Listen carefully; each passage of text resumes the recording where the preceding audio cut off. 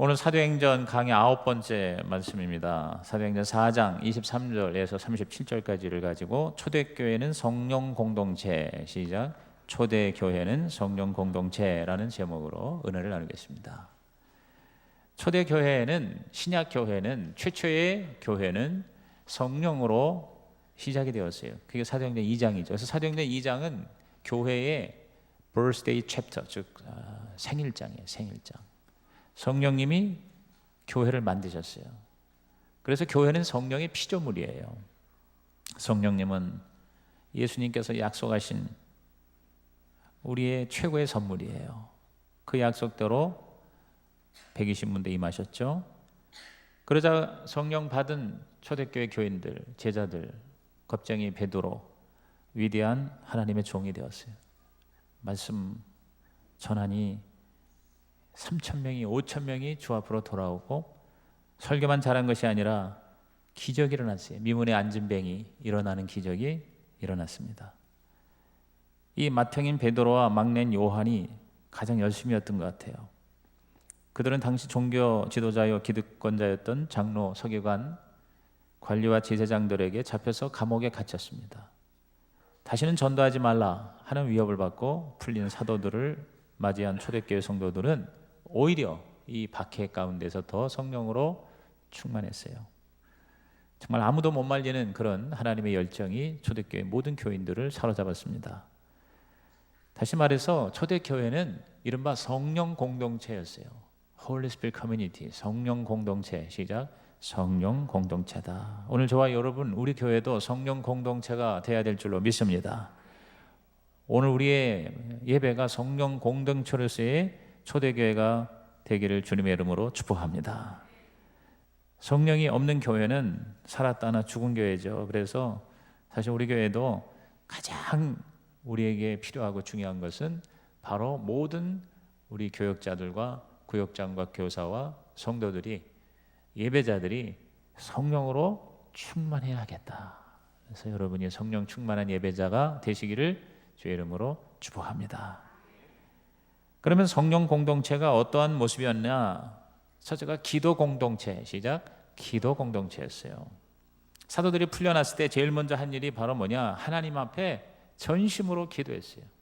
자, 23절과 24절, 사도행전 4장 23절 24절을 읽어보겠습니다. 사도들이 노임에 그 동료에게 가서 제사장들과 장로들의 말을 다 알리니 그들이 듣고 한 마음으로 하나님께 소리를 높여 이르되 대주제여 천지와 바다와 그 가운데 만물을 지은 이시여. 그랬어요.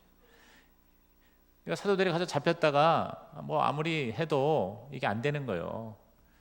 말도 안 통하고. 그리고 결국은 논리적으로도 그 당시에 기득권자들이 할 말이 없어요. 그래서 다시 놔준 거예요. 놔주면서 절대로 이제 예수의 이름을 또 부활을 증거하지 말아라. 그러니까 협박을 받은 거죠. 그런데 그것을 가서 성도들한테 알렸더니 참 초대교회 성도들이 정말 영적으로 은혜로운 성도예요. 그 말을 들을 때 막 어떻게 하면 좋을까 회의하고 토론하고, 그 다음에 뭐 좀 우리가 절제합시다 뭐 이런 식으로 하지 아니하고 한 마음으로 하나님께 소리를 높여 기도를 했다 그랬어요. 한 마음으로. 첫째는 잘 들었어요. 듣고 보니까 그들이 듣고 24절에 한 마음으로 그랬어요. 듣고 한 마음으로. 전 여기서 은혜 받았어요. 정확하게 상황을 파악한 거예요. 들은 거예요.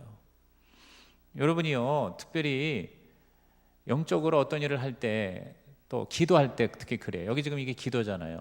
일종의 중보기도예요.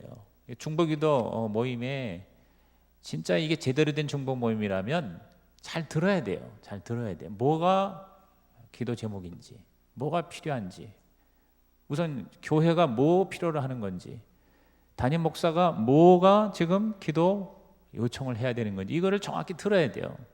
자기 혼자서 자기 멋대로 자기 식대로 해서는 안 돼요. 항상 나중에 문제가 생겨요.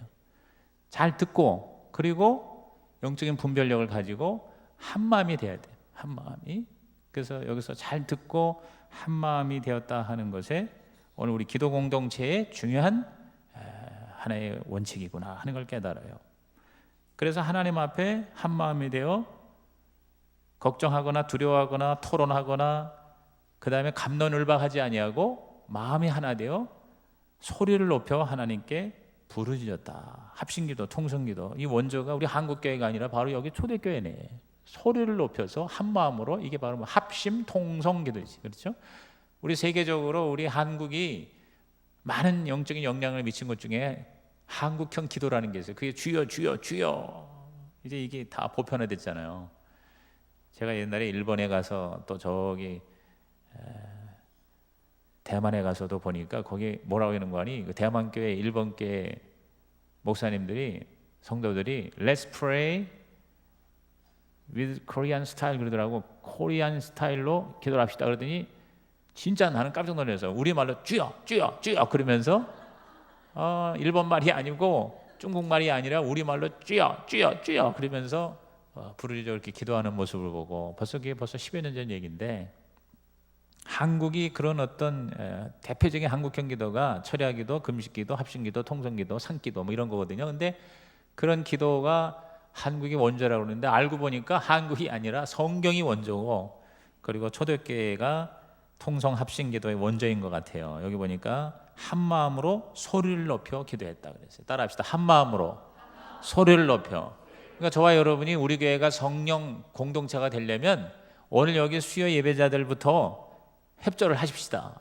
앞으로 주일 예배든 철야든 하든 예배 때마다 우리 통성으로 기도합시다 할 적에는 따라합시다. 한 마음으로 소리를 높여. 소리를 질러야 돼. 지를 땐 질러야 돼요. 아무 때나 소리 지르면 그건 미친 사람이지만, 그러나 통성기도 예배 때 교회가, 공동체가 모여서 우리 하나님 앞에 기도할 때 여러분이 입을 꽉 다물고 잊지 마시고 소리를 높여 부르짖어 기도하는 우리 기도 동역자가 되기를 주의 이름으로 부탁합니다.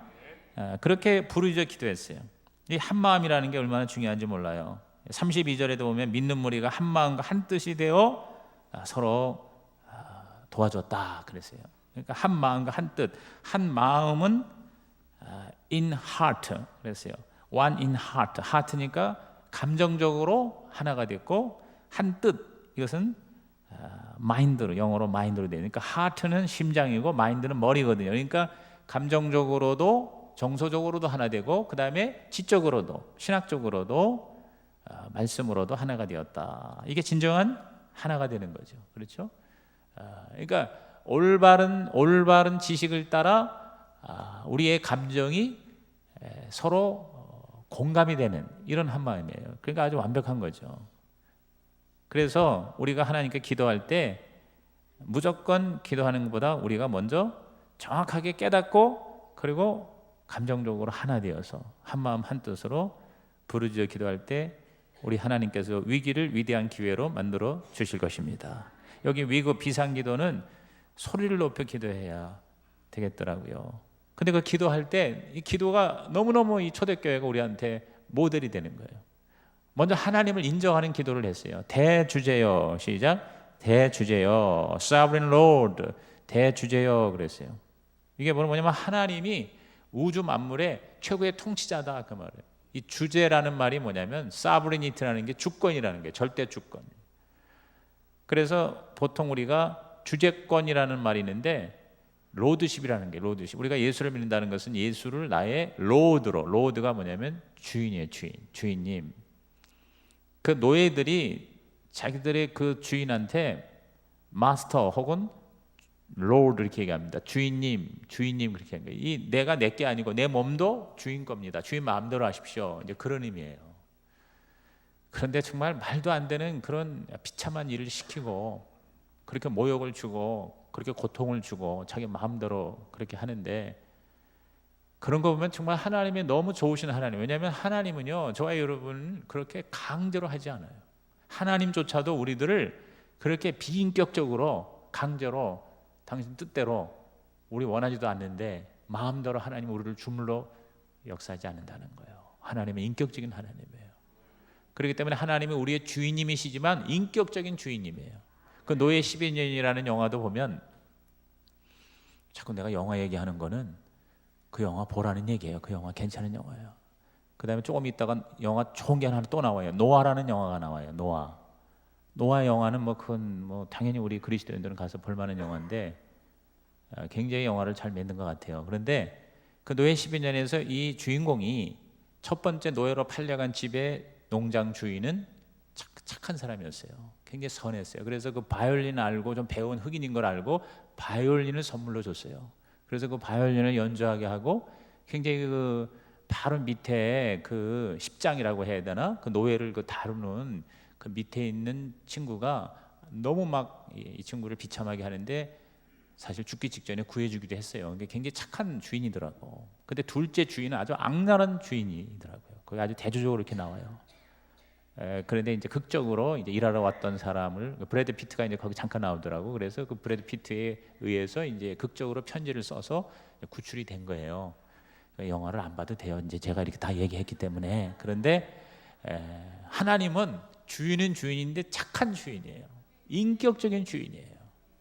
그러니까 세상에 사탄의 노예가 되어서 노예가 된지도 모르고 자유롭게 사는 것보다는 하나님의 종이 되는 것이. 근데 하나님은 우리를 종으로 부르지 아니하고 아들과 딸로 부르셨다는 거지. 그러니까 벌써 이 어프로치가 다른 거예요. 접근 방법이 다른 거예요. 그렇게 우리 하나님이 우리 삶의 대주제다. 최고의 통치자요, 왕이요, 그리고 주인입니다. 이렇게 인정하는 기도를 드릴 때 하나님이 기쁘게 그 기도를 받으신다는 거지. 그러니까 여러분이 하늘에 계신 우리 아버지요 하고 예수님이 가르친 주기도문의 첫 번째 시작이 하늘에 계신 우리 아버지요 하고 하나님을 아버지라고 인정을 먼저 해드려야 된다는 거예요. 그러니까 기도는 하나님을 인정하는 것으로부터 출발해야 돼요. 처음부터 그냥 주여 주시옵소서 주시옵소서 줄래 말래 그러지 말고 여러분은 먼저 하나님을 인정해드리고 칭찬해드리고, 영어로 praise라는 말은 뭐냐면 찬양을 한다는 거는 인간적으로는 칭찬해드리는 거예요. 그러니까 하나님을 여러분이 최고로 진심으로 높이 인정해드리는 기도자가 되기를 주의 이름으로 축복합니다. 그리고 또 여기 초대교회가 말씀을 따라서 기도를 했다는 거예요. 시편 2편 1절을 인용함으로써 메시아의 예언이 이루어진 것을 당당하게 하나님 앞에 선언했어요. 그게 25절에서 26절입니다. 다 같이 또 주의 종 우리 조상 다윗의 입을 통하여 성령으로 말씀하시기를 어찌하여 열방이 분노하며 족속들이 허사를 경영하였는고 세상의 군왕들이 나서며 관리들이 함께 모여 주와 그의 그리스도를 대적하도다 하신 이로소이다. 그래서 이게 바로 뭐냐면 세상의 군왕들이, 세상의 권력자들이 하나님의 아들 예수 그리스도를 대적하는, 이것이 예수님이 그런 일을 당하시기 전 1000년 전에, 이게 이제 다윗의 시편 2편이 인용된 건데 다윗의 시대는 주전 1000년입니다. 예수님 오시기 1000년 전에 이미 그것이 예언된 것, 그것이 이루어졌습니다 하면서 하나님의 그 구약 성경 말씀을 인용하면서 기도를 한 거예요. 그렇습니다. 여러분, 이 세상의 권력은, 하나님을 인정하지 않은 권력은 하나님의 통치를 수용하기보다는 거부하기를 좋아합니다. 모든 파워, 권력이 절대로 인간이 만든 게 아니에요. 하나님이 주신 거예요. 사람들이 선거에서 뽑았더라도 그것은 하나님이 주신 거예요.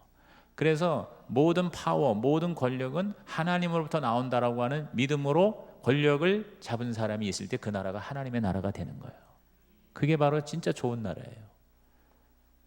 근데 여러분 보십시오. 공산주의. 뭐 중국도 그렇지만 이 북한은 공산주의도 아니야. 이건 이상한, 하여튼 독재도 아니고 하여튼 희한한 나라예요. 근데 이 북한의 여러분 지금 이 통치를 보십시오. 3부자가 세습을 해가지고 70년 가까이 완전히 틀어지고 저렇게 권력을 몇 사람에게 독점이 되어 수많은 인민과 백성들을 비참하게 하는 이런 권력은, 이건 뭐냐면 신본주의가 아니에요. 공산주의, 인본주의, 또 이슬람주의. 제가 어제 우리 성도 중에 어떤 그 특별한 메시지를 나한테 카톡으로 보냈더라고. 근데 그게 뭐냐면 사우디아라비아의 왕궁의 주치의, 왕자의 주치의였던 사람, 우리 한국 사람이에요. 그 사람이 20년 동안 사우디아라비아에 살면서 거기서 복음을 전하고 선교를 하려고 노력하는 분이 간증 설교를 호주에서 한 영상을 내가 받았는데, 오늘 새벽에 내가 그걸 잠깐 듣고 봤는데, 그분 한 얘기가 사우디아라비아 같은 나라는 이슬람의 강력한 나라 아닙니까? 모든 이슬람의 17억 이슬람 교도들이 그 사우디아라비아의 메카를 향하여 절을 하고 거기가 총 본산이에요. 근데 거기에는 여러분 예수를 믿으면 그냥 뭐요? 절단 나는 거예요. 공개적으로 예수를 믿다가 처형당하는 나라예요. 아직도 그래요. 사우디아라비아가. 그러면서 성경을 가지고 있는 것조차도 법적으로 걸리게 돼 있어요. 그러니까 아직도 이 정말 21세기 다 된 이 대명천지에도 여러분 전 국가 체제가 하나님을 인정하지 않고 하나님의 말씀인 성경을 가지지 못하게 하고 예배를 드리면 잡혀가고 심지어 죽임을 당하는, 여러분 그게 뭐예요? 나쁜 권력이죠. 하나님으로부터 권력이 나온다는 것을 인정하지 않은 그러한 상황인데, 그거를 여기 예언한 게 이루어졌다는 거죠.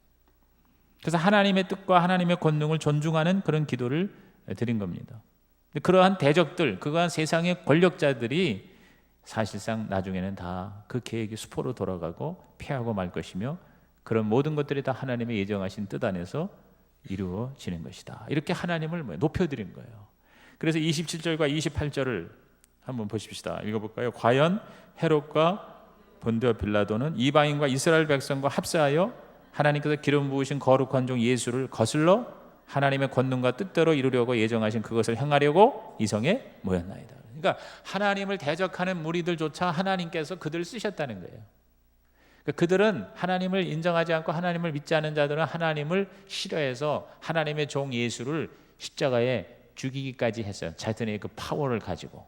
그래서 유대와 로마의 권력자들이 합작으로 하나님의 종 예수를 죽였잖아요.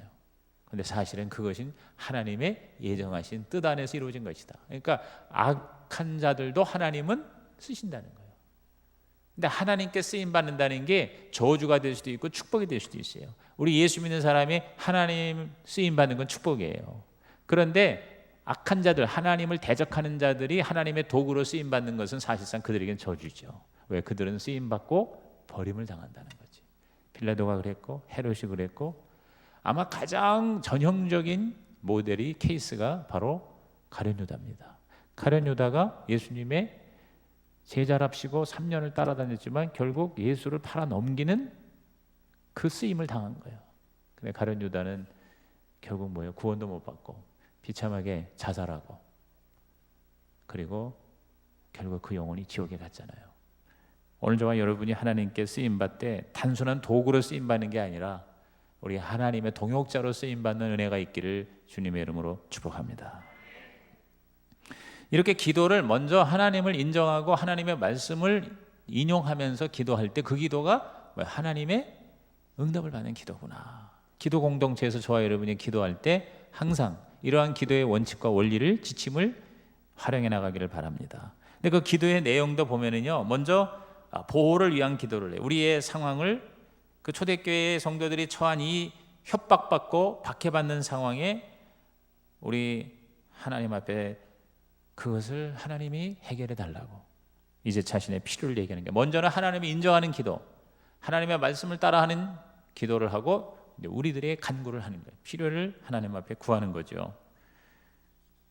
그게 바로 뭐냐? 29절입니다. 29절 다 같이 읽어볼까요? 주여 이제도 그들의 위협함을 굽어 보시옵고 또 종들로 하여금 담대히 하나님의 말씀을 전하게 하여 주옵소서. 그랬어요. 이전 성경에는 하감하옵시고, 이 굽어 보십시오 하는 것은 에피데라는 말 뭐냐? 급박한 상황에서 절박하게 보호를 요구하는 거예요. 그러니까 하나님만이 우리를 지켜줄 수 있습니다. 이렇게 하나님 앞에 하나님의 보호를 확실하게 요청하는 거죠. 그렇습니다. 이 상황에서 사실은 하나님만 지켜줄 수 있어요. 그 당시에 그 기득권, 엄청난 파워, 아직 교회가 제대로 조직화되어 있지도 않았어요. 그런 상황에서 하나님만이 지켜줄 수 있는 거예요. 그걸 하나님 앞에 정확하게 간청을 한 거예요. 그리고 그 모든 목적, 우리가 보호를 받는 목적은 단지 우리들이 생존하기 위해서가 아니라 무슨 기도입니까? 종들로 하여금 담대히 하나님의 말씀을 전하게 하여 주옵소서. 다시 말해서 복음 전파를 위해서 하나님 우리를 지켜달라고 그렇게 기도를 한 거예요. 그러면서 치유와 기적을 위한 기도를 또 드립니다. 자, 30절을 읽습니다. 시작. 손을 내밀어 병을 낫게 하시옵고 표적과 기사가 거룩한 종 예수의 이름으로 이루어지게 하옵소서. 그랬어요. 다시 말해서 우리를 보호해 주십시오. 그리고 전도할 수 있게 해 주십시오. 그러니까 전도 나가기 전에 우리가 꼭 기도해야 하는 이유가 바로 이거죠. 기도하고 전도하는 거예요. 그러면서 또 우리 교회 내에 있는 연약한 병든 사람들을 치유해 달라고. 그리고 특별히 그 당시에는 교회가 아직 이렇게 제대로 세워져 있지 않기 때문에 어떠한 힘도 없어요. 그렇기 때문에 하나님의 초자연적인 기적과 표적이 더 필요한 시대예요. 그래서 손을 내밀어, 하나님의 손이 바로 성령의 능력이에요. 그걸 내밀어 병을 낫게 하시옵소서. 표적과 기사가 예수의 이름으로 이루어지게 하옵소서 하더라 그랬어요. 제가 지난번 철야 때 얘기했지만 하나님이 우리에게 주신 4가지 능력이 있어요. 무기가 있어요. 이미 여기 2가지가 여기 나와 있네요. 4장 30절에 손을 내밀어서 손이 뭐냐면 성령의 능력. 시작. 성령의 능력이에요. 그 다음에 여기 예수의 이름으로 이루어지게 해달라 그랬어요. 예수 이름의 능력. 시작. 예수의 이름의 능력. The power of the Holy Spirit, the power of the name of Jesus Christ. 그 다음에 예수 보혈의 능력. 시작. 예수 보혈의 능력. 그 다음에 마지막으로 말씀의 능력. 시작. 말씀의 능력. 이 4가지가 우리 그리스도인의 능력이에요. 무기예요. 하나님 우리에게 주신 놀라운 파워예요. 예수 그리스도 이름의 능력, 예수님의 보혈의 능력, 성령의 능력, 그리고 말씀의 능력. 이 4가지 능력을 저와 여러분이 이미 받은 겁니다. 이것을 여러분이 써먹고 활용하는 자가 되기를 바랍니다. 아무튼 이렇게 초대 교회는 하나님 앞에 나와서 정말 정확한 짧은 기도지만 요 몇 문장밖에 안 되는 기도지만 완벽한 기도를 드린 거예요. 하나님을 인정하고 하나님의 말씀을 따라서 기도하고 보호를 위한 기도를 하고 복음 전파를 위한 기도를 하고 표적과 기사 성령의 능력이 나타나도록 기도했습니다. 오늘 이것이 저와 여러분 우리 성식회에 필요한 기도가 되기를 바랍니다. 그 다음에 2번째 성령 공동체 초대교회는 뭐냐? 바로 전도 공동체. 시작. 전도 공동체였습니다. 기도가 즉각적으로 응답됐습니다. 자, 31절 있습니다. 빌기를 다함에 모인 것이 진동하더니 무리가 다 성령이 충만하여 담대히 하나님의 말씀을 전하니라 그랬어요. 기도를 하니까 하나님이 즉각 응답한 거예요. 왜? 하나님의 뜻에 따라서 아주 완벽한 기도를 드리니까 그냥 이걸 이러고 저러고 말을 많이 해서가 아니라 간단한 기도지만 하나님이 한 마음 한 뜻으로 간절한 그 기도에 즉각 응답하셔서 모인 것이 진동했다. 그리고 무리가 다 성령의 충만을 받았다. 여러분 성령 충만의 증거가 확실하게 나타났죠? 진동이 일어났다. 여러분 기도를 많이 하면 그 장소가 거룩해져요. 장소가. 그래서 기도를 많이 하는 가정이나 기도를 많이 드리는 교회나 이런 곳은 뭐냐면 그 장소 자체가 거룩해져요. 하나님의 영이 함께하는 거예요. 근데 그런 하나님의 영이 없는 곳은 귀신이 많이 역사하는 데가 있어. 우리나라 옛날 속담에 터가 세다 그러는 건데 사실 그게 일리가 있는 얘기예요. 귀신들이 특별히 좋아하는 그런 장소가 있어요. 전혀 하나님의 역사가 접촉이 안 되는데 죄나 악이 막 관영하는 그런 곳은 악한 영이 거기를 지배하고 있다고. 그래서 이거를 이제 선교학에서는 테리토리얼 스피릿이라고 그래요. 그러니까 지역적 영이라는 말이에요. 그 테리토리라는 게 어떤 지역을 말하는 거거든. 그 지역을 지배하는 영이 있어요. 그걸 테리토리얼 스피릿이라고 그러는데 지역을 다스리는 영이 있어요. 그러니까 우리가 그 영을 먼저 물리친 다음에 하나님의 일을 해야 된다. 그래서 전도하기 전에 그 전도하는 지역을 위해서 중보기도 하고 금식기도 하고 미리 사전에 기도를 하는 이유가 뭐냐? 그 지역의 영을 먼저 다스려야 된다 이거지.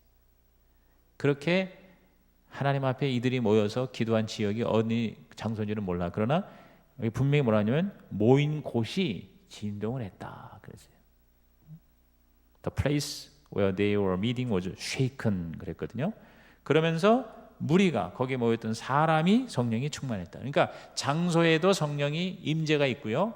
사람들에게 성령이 충만하게 임하신다는 것이죠. 그 결과 담대히 하나님의 말씀을 그러니까 겁먹고 협박당하고 채찍질 당하고 잡혀가서 죽을 듯 모르는 상황인데 기도를 했더니 성령이 강하게 역사하셔서 담대함을 주셨다.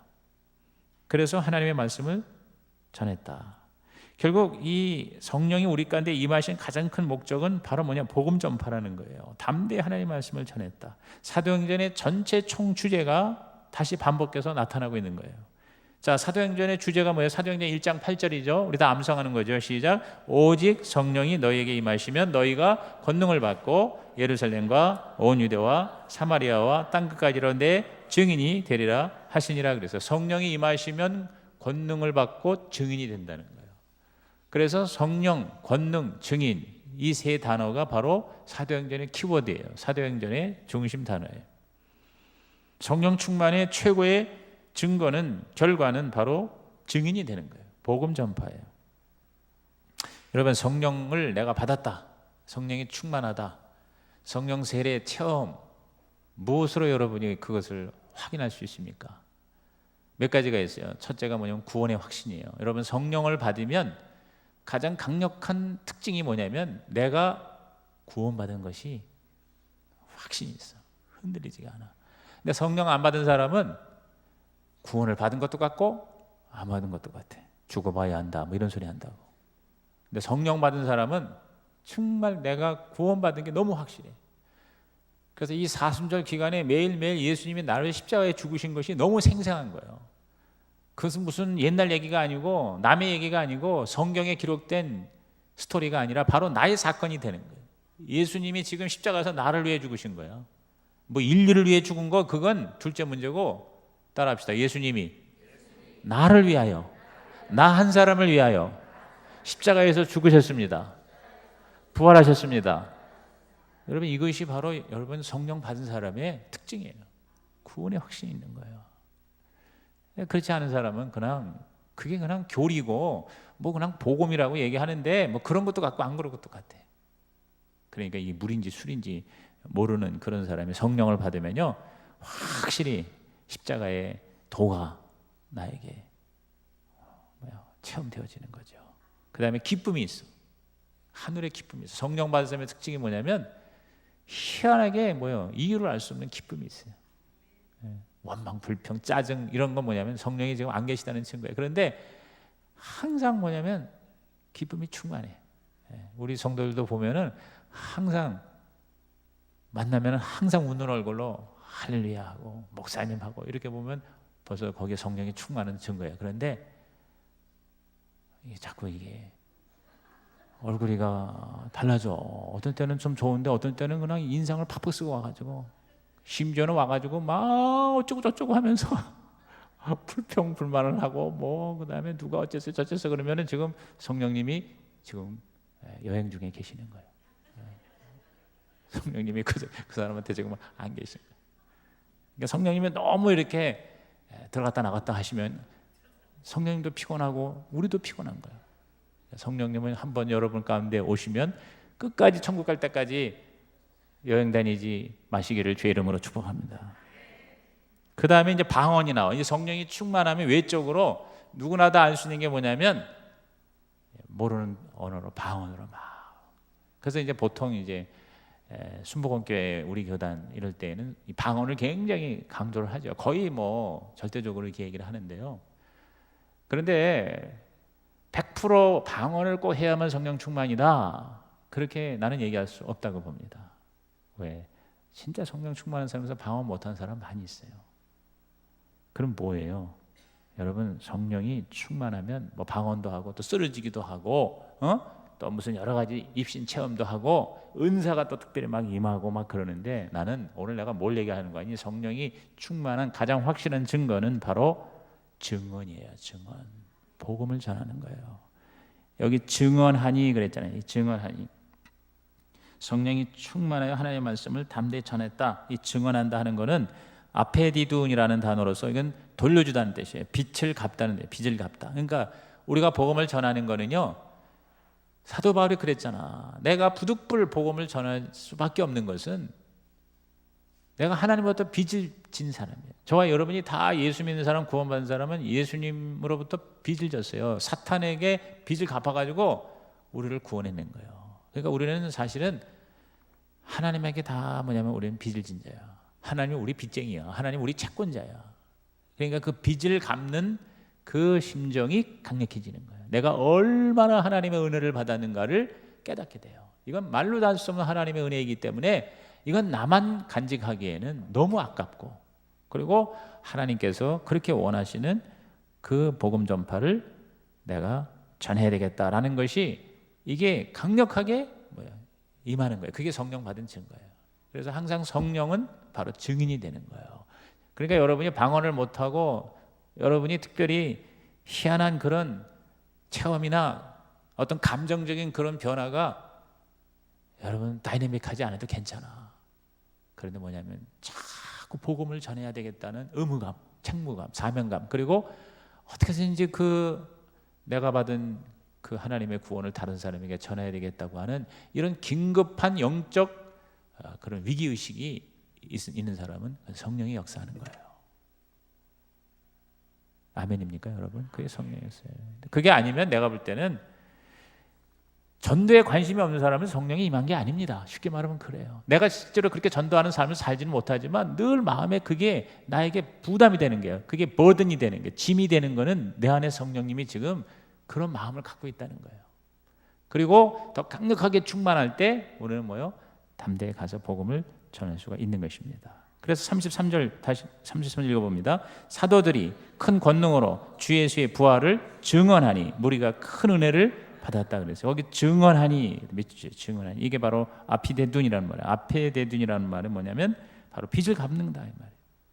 그러니까 여러분이 전도할 때 무리가 큰 은혜를 받았다. 더 큰 은혜가 이 말이에요. 여러분 단지 그냥 예배에 참석하고 설교만 듣고 교회만 왔다 갔다 하는 것과는 비교가 안 되는 엄청난 은혜가 전도자에게 임하는 겁니다. 전도자가 항상 은혜 가운데 사는 이유가 여기 있는 것입니다. 그러면 여러분이 진짜 은혜를 받으려면 설교만 잘 듣지 말고 나가서 여러분이 전도하세요. 복음을 전하세요. 초대교회의 큰 은혜와 기쁨이 여러분에게 임할 줄로 믿습니다. 어제 제가 우리 성경대학에서도 그걸 강조했는데 저는 이렇게 수요예배 드리고 나서 여러분이 불이 나게 집에 가지 말고 나가서 전도하시고 제일 좋은 건 자전거를 타시는 거예요. 이제 날씨도 좋아지니까 자전거를 타면서 가서 전도를 하세요. 왜? 이 전도라는 게 관계인데 이 관계가 쉽지가 않아요. 여러분이 지나가는 사람에게 당신 이름하고 전화번호 주세요. 여러분 이거 거의 불가능해요. 문을 두들겨 가지고 100집을 두들겨도 여러분 한 사람을 얻기가 어려워요. 근데 자전거 타고 가면은 자전거 타는 사람만 가서 만나면 돼. 우리 그 자전거 명함을 주면서 대화를 하면 지난 월요일 날 내가 저 한강 갔다 오면서 7명을 접촉할 수가 있었어요. 근데 그거 주면서 얘기를 하면 대화가 잘 돼. 대화가 자기가 어떤 사람이고 자전거 얼마나 탔고 자기 자전거가 뭐 어쩌고 저쩌고 얘기하고 어디 갔다 왔고 어느 정도의 경력이고 쫙쫙 나와. 자전거가 매개가 돼가지고 얘기가 풀어지는 거예요. 그래서 그걸 보통 이제 길거리 캐스팅이라고 그러는데 길거리 캐스팅. 사람들이 길거리 캐스팅을 하는 거예요. 그래서 우리 그 저 송자함이 늘 얘기가 자기가 처음에 그 교회에서 이 자전거 강남 송파 자전거 연합할 때 자기는 처음에 나가서 길거리 테스트 했다는 거예요. 특히 그 여자들 혼자 타는 사람들 어디 가서 어떻게 탈지 모르는 사람들한테 날 따라오라고 내가 안내해주겠다. 그래가지고 그렇게 길거리 캐스팅 해가지고 그 회원들을 그렇게 모았다 그러더라고요. 그런데 그게 진짜 가능한 게 내가 지난번 월요일날 가는데 어떤 여자가 앉아 있길래 내가 그걸 주면서 얘기했더니 그리고 설명을 한 거예요. 이 분당 자전거 연합인데 자전거를 같이 좋은 곳에 타기도 하고 가르치기도 하고 고치기도 하는 그랬더니 하나 더 주세요 그래. 자기 친구가 자전거를 타고 싶어 하는데 여기 보니까 자전거 교육이 있네요 그래. 그래요. 하나만 더 드려? 내가 몇 장을 더 드릴 수 있지. 그러면서 얘기를 하면서 어떻게 뭐 어디 사세요? 수지 풍덕천에 민물장화 옆에 있는 데 산다. 그래요? 자전거 얼마나 탔어요? 한 1년 탔대. 그러면서 얘기가 딱 돼요.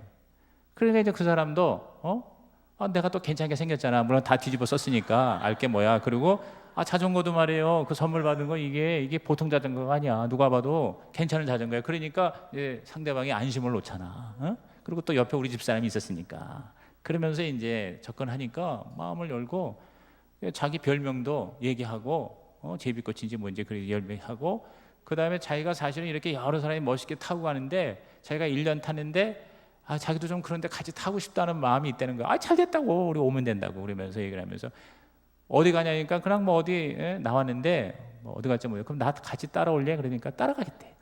그래가지고 3시간을 저 잠실 선착장까지 갔다가 다시 여기 우리 수지까지 오는 거를 같이 동행을 한 거예요. 동행하면서 쉬면서 또 얘기하고 그러니까 자녀가 어떻고 남편이 어떻고 뭘 하고 교회를 지금 안 나가고 있다는 것이 다 파악이 딱 됐어.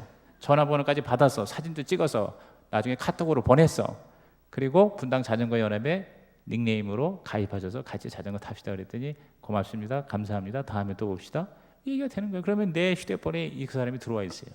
지금 35명이 제가 지금 자전거로 이름을 붙여놓고 들어가 있습니다. 그 중에서 몇 사람은 전도 대상이야. 올해 제가 20명이 전도 목표예요, 내가 개인적으로. 그러면 그 사람들 놓고 계속 새벽에 기도하는 거예요. 기도하면 하나님께서 당신이 택한 종이고 우리 성식에 보내실 사람이라면 여러분 언젠가는 주님을 만나고 돌아올 줄로 믿습니다, 여러분. 그러니까 교회 오라고 그러면은 부담돼서 다 도망가지만 또 내가 목사라고 그러면은 한결같이 일기로 도망가, 안 믿는 사람들은.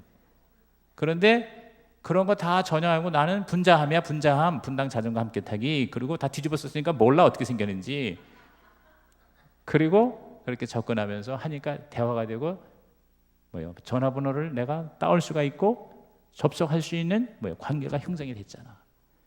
그러면서 이제 계속 같이 탑시다 하면서 자전거를 타면 얼마나 좋다는 걸 계속 얘기하는 거예요. 우선 건강하고, 내가 여러분에게 얘기하는 거예요. 이거 끝나고 나서 여러분이 1시간만 탄천에 나가서 운동을 해도, 제가 지금 옛날하고 너무 달라요, 내 몸이. 얼마 안 됐는데도 내가 이런 걸 느끼면서 너무너무 체력에 자신감이 생기는 거예요. 그리고 타고 나서 얼마나 좋다는 걸 알 수가 있어요. 그리고 무엇보다 전도를 할 수가 있으니까 얼마나 좋아요. 돈도 안 들어. 처음에 자전거 장만할 때만 돈 들지 그 다음에 돈 드는 게 없어요. 골프를 내가 수없이 쳐봤지만 골프 치는 거는 한번 나갈 때마다 자전거 한 대 값이 나가야 돼. 그리고 노후에 여러분 최고입니다. 자전거가 노후가 최고예요. 내가 76세 먹은 히말리아를 넘어가고 알프스를 2번 넘어가고, 그리고 동해에서 블라디보스톡에서 시베리아 열차를 타고 발칸반도를 한 달 동안 갔다 온 할아버지를 만났어. 그 양반이 내가 가고 싶어하는 스페인의 산티아고 가는 길, 그 순례의 길을 자전거로 갔다 왔대. 근데 그분이 76세인데 70세에 자전거를 시작했대요. 여러분, 엔진이라는 게 뭐냐면 이 허벅질 엔진이라고 그래요. 자전거 타는 사람들은 말도 못해, 날아다녀요. 자전거가 뭐 좋은 것도 아니야. 누구한테 받은 거래. 들어보니까 쇳덩어리야. 너무 무거워. 근데도요, 산을 타는데 우리가 못 따라가. 이야, 무서운 거야. 이게 매일 그렇게 타니까, 수시로 타니까. 그러니까 이분은 은퇴해가지고 세계를 돌아다니면서 자전거를 타고 다니면서 모든 좋은 걸 다 누리고, 그리고 건강하고. 그러니까 사람들이 뭐냐면 그 사람을 존경하는 거예요. 나부터도 그 사람 만나서 도움을 받고 싶어 하는 거예요. 그러니까 남을 섬기는데도 너무 도움이 돼요. 거기다가 플러스 알파가 뭡니까? 우리 크리스찬이 그런 자전거를 타면서 전도할 수가 있잖아. 자연스럽게 전도할 수 있잖아요. 그렇게 해서 여러분이 바로 우리 교회가 전도 공동체가 되고 여러분이 초대교회가 되기를 주의 이름으로 축복합니다. 마지막이 초대교회는 성령 공동체가 사랑 공동체, 시작. 사랑 공동체. 기도와 전도만 하지 않고 실제 삶에서 사랑을 실천하고 나눴어요. 좋은 예배자는 뭡니까? 바로 예배 공동체가 사랑 공동체가 되는 거예요. 하나님과의 사랑만이 아니라 다른 사람과의 사랑이죠. 여기서 기도는 하나님과의 관계죠. 전도는 세상과의 관계죠. 사랑은 교회와의 관계예요. 그러니까 우리는 이 세 가지 관계에서 성령이 역사해야 돼요. 하나님하고의 대신관계, 믿지 않는 불신 세계와의 관계, 그리고 믿는 우리들과의 관계. 그게 바로 사랑이죠. 자, 32절, 그 당시에 어떠한 사랑의 모습이었는지가 나와있습니다. 시작. 믿는 무리가 한 마음과 한 뜻이 되어 모든 물건을 서로 통용하고 자기 재물을 조금이라도 자기 것이라 하는 이가 하나도 없더라. 이게 바로 성경적 공산주의라는 거예요. 공산주의라는 말이 사실 좋은 말인데 그 나쁜 놈들이 그걸 써가지고, 하여튼 좋은 거 나쁜 사람이 써가지고 다 망가졌어.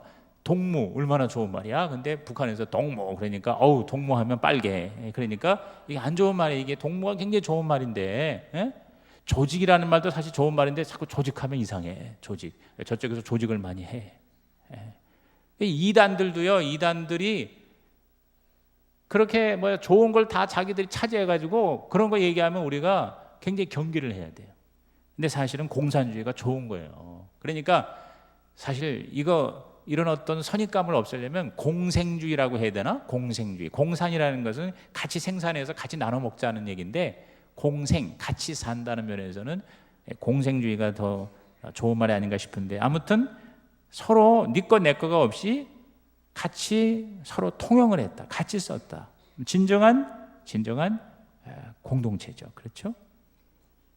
그래서 어떤 축복이 임하느냐 34절을 읽어볼까요? 그 중에 가난한 사람이 없으니 이는 밭과 집 있는 자는 팔아서 그 판 것의 값을 가져다가 그랬어요. 그러니까 이게 신명기에 보면 하나님의 백성 중에는 빈곤한 자가 결코 없을 것이라는 구약의 약속이 있어요. 신명기 15장 4절인데 그게 바로 교회에서 실현된 거예요.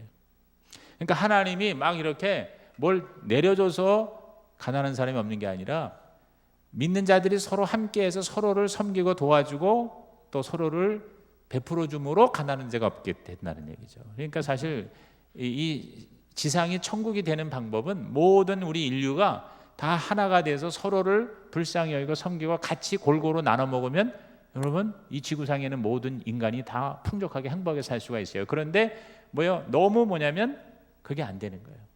가진 사람은 더 많이 가지고 없는 사람은 아무리 해도 거기서 벗어날 수가 없는 그런 통용이 안 되니까 서로 자기 것만 챙기다 보니까 이 지구가 이 인류가 이렇게 뭐냐면 비극이 많은 거예요. 사실은 우리나라에서도 이 자살률이 OECD 중에서 지금 우리 최고라고 오늘도 신문 사설에 보니까 세상에 1등 할 게 없어서 자살이 1등이냐 하는 게 오늘 신문 사설 첫 번째로 나오더라고.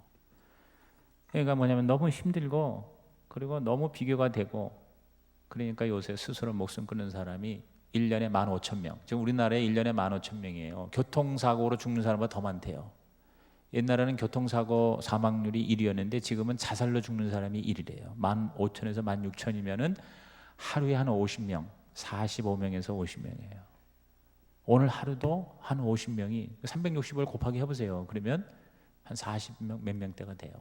그러니까 오늘 하루도 40-50명이 스스로 목숨을 끊었다는 거예요. 왜? 통용이 안 되니까.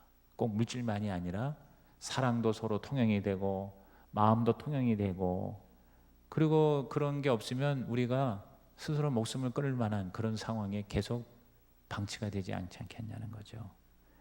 35절에 사도들의 발 앞에 두매 그들이 각 사람의 필요를 따라 나누어 주었다 그랬어요.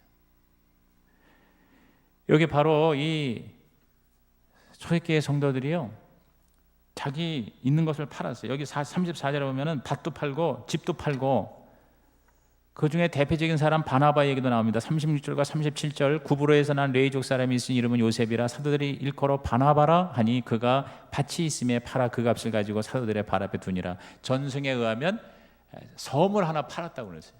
이 바나바가 섬을 가지고 있었는데 그 섬을 팔아서 초대교회에 아주 결정적으로 일어나게끔 한 장본인이 바로 바나바예요.